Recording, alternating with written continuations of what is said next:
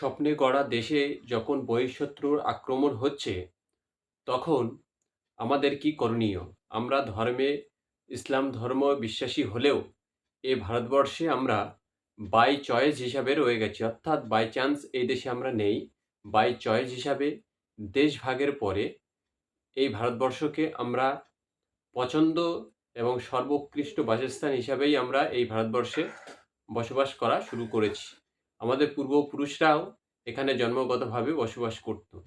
অখণ্ড ভারতবর্ষ যখন ছিল, তখন ব্রাহ্মণবাদীদের অত্যাচারের ফলে ভারতবর্ষে ইসলামের প্রচার ঘটেছিল এবং সেই প্রচারের ফলস্বরূপ আমরা ইসলামে কনভার্ট হয়েছি এবং বাই চয়েস হিসাবে দেশভাগের পরে এখানে আমরা থেকে গেছি।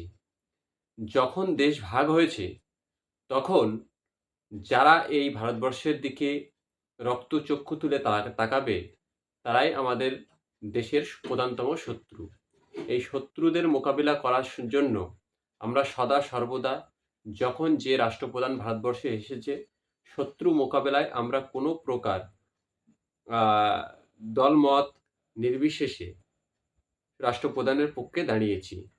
এখন 1971 ইন্দিরা সরকার বলুন বা 2024-এর নন বায়োলজিক্যাল প্রধানমন্ত্রী সরকার বলুন, 1971-এ আমেরিকার রক্তচক্ষুকে উপেক্ষা করে ইন্দিরা গান্ধী সাহসী পদক্ষেপ নিয়ে পাকিস্তানকে ভাগ করেছিল। আজকের 2024-25-এর যে নন বায়োলজিক্যাল প্রধানমন্ত্রী সরকার কেন আমার দেশের স্বার্থের জন্য বা আমাদের দেশের স্বার্থ যেখানে ক্ষুণ্ণ হচ্ছে, সেই জায়গায় দাঁড়িয়ে আমেরিকার কেন গোলামি করবে আমাদের দেশের রাষ্ট্রপ্রধানরা? এটা একটা বড় প্রশ্ন। যে যেখান থেকেই ভারতবর্ষের দিকে রক্তচক্ষু দেখাবে, তারা সকলেই আমাদের শত্রু। এই শত্রুদের মোকাবিলা করতে গিয়ে কেন আমরা অন্য একটি দেশের গোলামি করব? 1971-এ ইন্দিরা সরকার যেটা করতে পেরেছিল, আজকে আমাদের দেশের প্রধানমন্ত্রী কেন সেটা করতে পারল না? এটা একটা বড় প্রশ্ন চিহ্নের জায়গা। যারা আমাদের দেশে এসে আক্রমণ করে বেরিয়ে গেল, তাদেরকে আমরা কোনো পরিস্থিতিতেই ছেড়ে দিতে পারি না।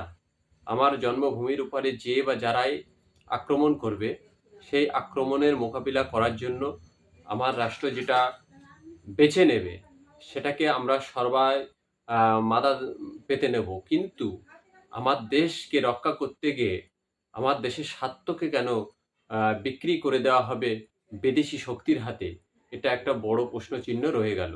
ভারতবর্ষে ইসলামের আবির্ভাব হয়েছিল ব্রাহ্মণবাদীদের অত্যাচারের ফলে, কিন্তু এই যারা কনভার্টেড মুসলিম হয়েছিল, এরা দেশ ধর্মের ভিত্তিতে ভাগ হোক বা ভাষার ভিত্তিতে ভাগ হোক, সেখানে এই ভারতবর্ষে যারা থেকে গেছিল পূর্বপুরুষেরা, তারা সকলেই বাই চয়েস হিসেবে থেকে গেছিল।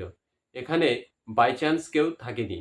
অতএব এই জন্মভূমিকে রক্ষার জন্য আমাদের পূর্বপুরুষরা যেমন প্রাণ দিয়েছিল, সেই সময় যারা এই দেশকে স্বাধীন করতে ব্রিটিশদের পক্ষে দাঁড়িয়ে দেশের শত্রুতা করেছিল, তারা আজকেও এই দেশের শত্রু হিসেবেই রয়ে গেছে।